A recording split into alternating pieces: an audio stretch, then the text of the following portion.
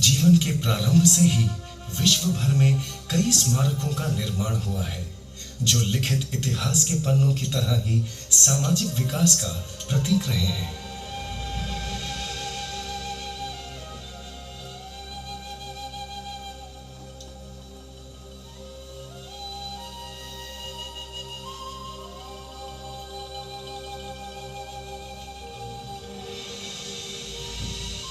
ये मनुष्यों की श्रद्धा और कृतज्ञता ही है जिससे प्रेरित होकर इन स्मारकों का निर्माण किया गया, जिससे आने वाली कई पीढ़ियों तक ये स्मरणीय बने रहे।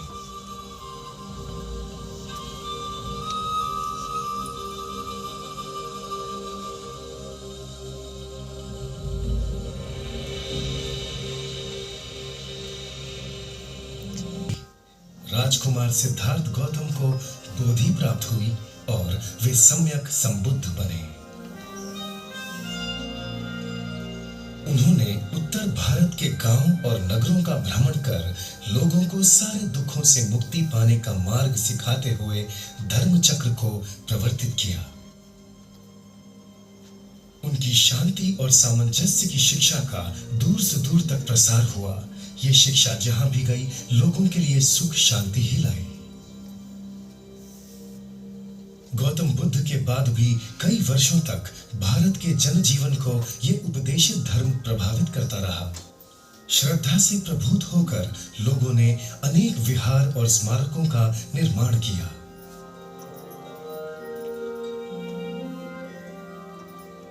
इस कार्य में महान सम्राट अशोक ने सबको पीछे छोड़ दिया। उसने भगवान के प्रति स्मरणांजलि के रूप में भारत में 84,000 स्मारक बनवाकर धर्म के प्रचार प्रसार का बीड़ा उठाया। पर उनका महत्तम योगदान था बुद्ध की शिक्षा को भारतीय सीमा के पार पहुंचाना। उन्होंने पड़ोसी देशों में कई धम्मदूत भेजे। वहां धर्म ने जड़ें पकड़ी और खूब पनपा भी।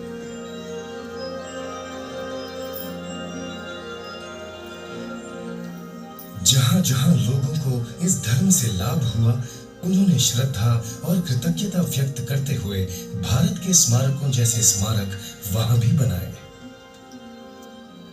ये स्मारक अधिकतर सम्राट अशोक के बनाए हुए सांची के स्तूप पर आधारित थे। हालांकि उनकी बाहरी रचना वहां की भिन्न भिन्न संस्कृतियों के अनुसार थी। कुछ एक स्मारक बोध गया के महाबोधि मंदिर की रचना का आधार लेकर भी बनाए गए, जहां बुद्ध को बोधि प्राप्त हुई थी। लेकिन जहां इस धर्म की ज्योति कई देशों में उज्ज्वलित हुई, भारत में धीरे धीरे धुंधली होती गई। बुद्ध की निष्कलंक शिक्षा में मिलावट होने लगी, लोग उसे भूलने लगे और फिर धीरे धीरे वो अपनी जन्मभूमि से लुप्त हो गई। मानो जैसे धर्म चक्र प्रवर्तित हुआ ही था थम जाने के लिए। आज भी भारत में बुद्ध सम्मानित हैं, पर अधिकांश भारतीय उन्हें अनेक हिंदू देवताओं में से एक समझते हैं। भारत के इस महान पुत्र के बारे में लोगों को बड़े अस्पष्ट से ख्याल हैं और उनके द्वारा खोजे गए सार्वजनिक धर्म और शिक्षा के बारे में वे पूरी तरह अनजान हैं।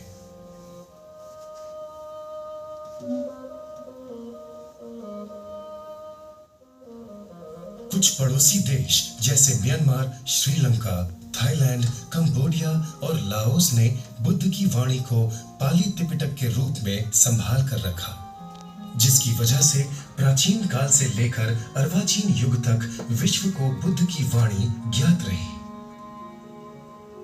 किंतु म्यांमार ने केवल वाणी को ही नहीं, उसके प्रायोगिक हिस्से को भी संभाल कर रखा। आचार्यों की श्रृंखला ने विपश्यना ध्यान साधना को उसके शुद्ध स्वरूप में जीवित रखा। इसके उज्जवल उदाहरण थे परम पूज्य वेकु सायडो और उनके पहले परम पूज्य लेडी सायडो, जिन्होंने सभी गृहस्थों के लिए धर्म और विपश्यना अभ्यास के द्वार खोले। उन्होंने अपने होनहार गृहस्थ शिष्य सया थेट जी को आचार्य नियुक्त किया। सयाथेट जी के अग्रणी शिष्य थे सयाजी उबाखेन, जिन्होंने म्यांमार की सरहदों से पार पूरे विश्व में धर्म के प्रसार का मार्ग प्रशस्त किया। दक्षिण पूर्वी एशिया में पीढ़ियों से एक मान्यता चली आ रही थी कि बुद्ध के 2500 वर्ष के बाद धर्म एक बार फिर उसकी जन्मभूमि भारत लौटेगा और वहीं से विश्व भर में फैलेगा।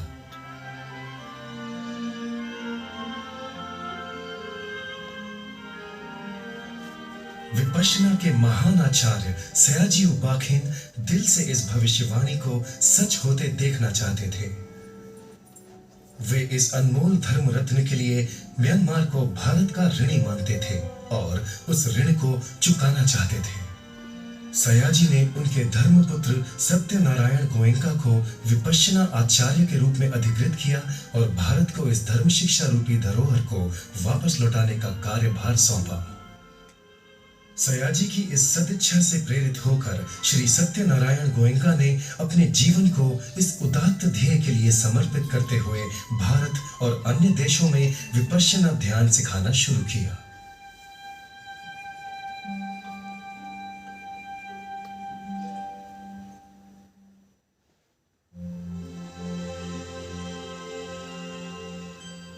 आज इस धर्म ध्येय को एक नया आयाम प्राप्त हुआ है।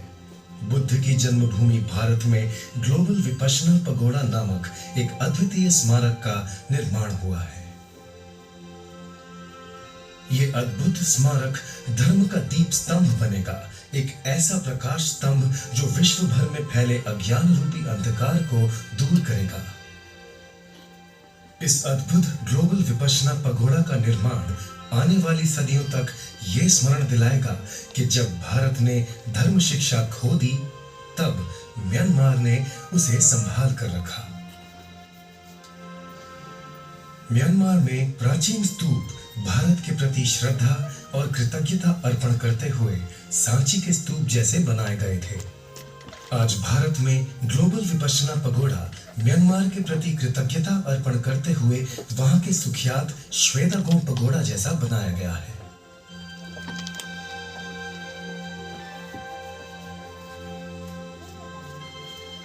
ग्लोबल विपश्यना पगोड़ा कृतज्ञता की अभिव्यक्ति है, बुद्ध के प्रति और उस अद्भुत धर्म के प्रति जिससे उन्होंने मानव समाज को अवगत कराया, उस आचार्य परंपरा के प्रति जिन्होंने इस धर्म को विशुद्ध रूप में सुरक्षित रखा। ये कृतज्ञता पूर्ण अर्पण है सयाजी उबाखेन के प्रति, जिनके दृढ़ संकल्प की वजह से यह धर्म फिर भारत आया और यहां से विश्व भर में फैला।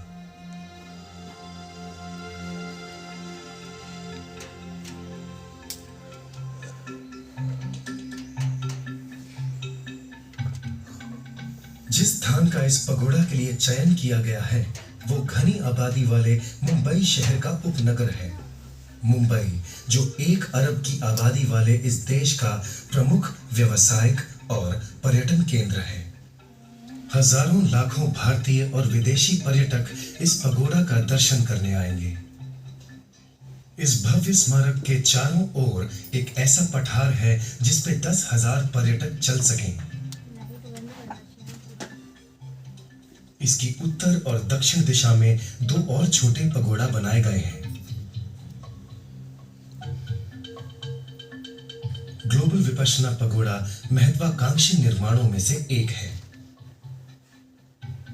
यह विश्व का पत्थर से बना हुआ सबसे बड़ा गुंबद है। बिना किसी स्तंभ के सहारे निर्माण हुआ 97 मीटर व्यास का यह गुंबद कारीगरी का अजूबा है। भारी पत्थरों को बड़ी कुशलता से एक दूसरे से जकड़ा गया और ऐसे बना एक विशाल स्तंभ रहित गुंबद।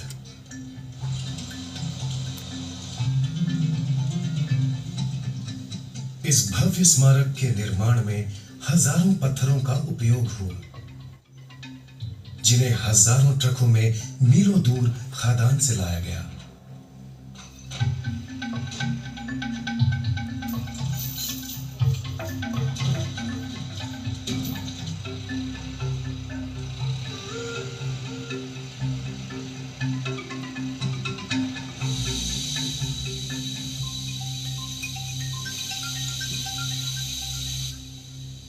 भारी पत्थर बड़ी सावधानी से तराशे गए और फिर आकृति के अनुसार बिठाए गए। इस भव्य निर्माण में सैकड़ों कुशल कारीगरों की मेहनत लगी है।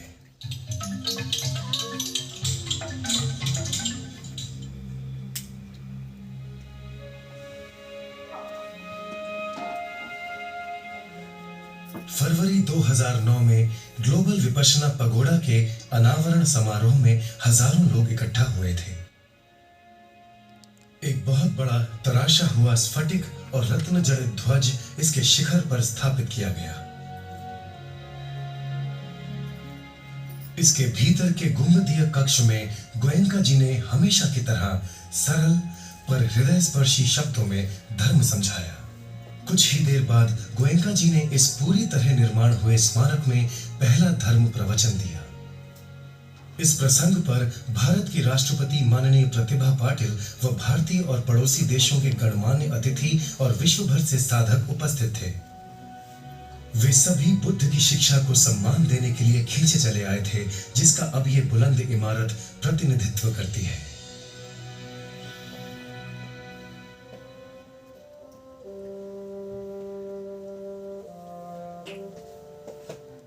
ये अद्भुत पगोड़ा भव्य भूतकाल के प्रति स्मरणांजलि से कहीं बढ़कर है। इसका शानदार और कलात्मक बाहरी हिस्सा अवश्य ही ध्यान खींचता है, तो भीतरी हिस्सा पूरी तरह से उपयोगात्मक है। पगोड़ा के भीतर एक बहुत बड़ा ध्यान कक्ष है, जहां एक साथ हजारों साधक बुद्ध द्वारा सिखाए गए विपश्यना ध्यान का अभ्यास कर सकते हैं। पगोड़ा को ध्यान केंद्र का उपयोगात्मक हिस्सा बनाना ये सयाजी उबाखेन की सबसे बड़ी खोज थी। यांगों में सयाजी उबाखेन के साधना केंद्र के मध्य में एक पगोड़ा है, जिससे लगकर श्रेणीबद्ध शून्यागार है। ये उनकी विचारधारा को दर्शाता है कि विपश्यना ध्यान द्वारा धर्म का अभ्यास और प्रत्यक्ष अनुभव ही बुद्ध के प्रति सम्मान जताने का श्रेष्ठ पर्याय है। भारत और विश्व भर में स्थित सभी विपश्यना केंद्रों में इसी तरह के पगोड़ा का प्रयोग होता है, जहां सयाजी उबाखेन की परंपरा अनुसार श्री गोयनका जी ये तकनीक सिखाते हैं।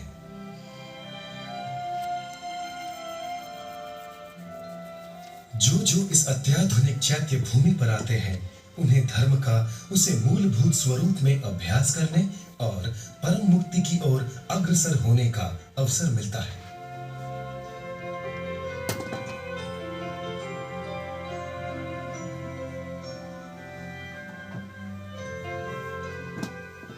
एक सुंदर पुस्तकालय, बहुविध प्रस्तुतिकरण और प्रदर्शनी के द्वारा ग्लोबल विपश्यना पगोड़ा एक प्रशिक्षण केंद्र के रूप में भी सेवा देगा।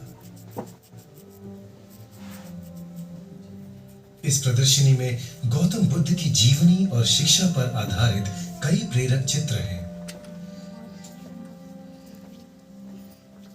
गौतम बुद्ध के असली धातु अवशेष भारतीय महाबोधि सोसाइटी ने ग्लोबल विपश्यना पगोड़ा को दान दिए हैं। ये प्रामाणिक धातु अवशेष इस पगोड़ा में प्रतिस्थापित किए गए हैं, जो पीढ़ियों तक सुरक्षित रहेंगे। विश्व भर के बुद्धानुगामी स्वाभाविक ही बुद्ध की जन्मभूमि और धर्म के मूल स्रोत भारत के प्रति कृतज्ञता और सम्मान की भावना रखते हैं। ग्लोबल विपश्यना पगोड़ा का निर्माण स्वैच्छिक दान से हुआ है।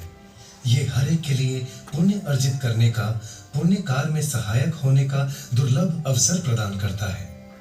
एक ऐसा स्मारक जो निश्चित ही बुद्ध शासन का प्रतीक बनेगा। एक ओर जहां पूरा विश्व घृणा, भय और चिंता से ग्रस्त है, वहीं गौतम बुद्ध की धरोहर का ये प्रतिनिधि समस्त मानव जाति में शांति, सद्भाव और सहनशीलता का प्रवर्तन करेगा।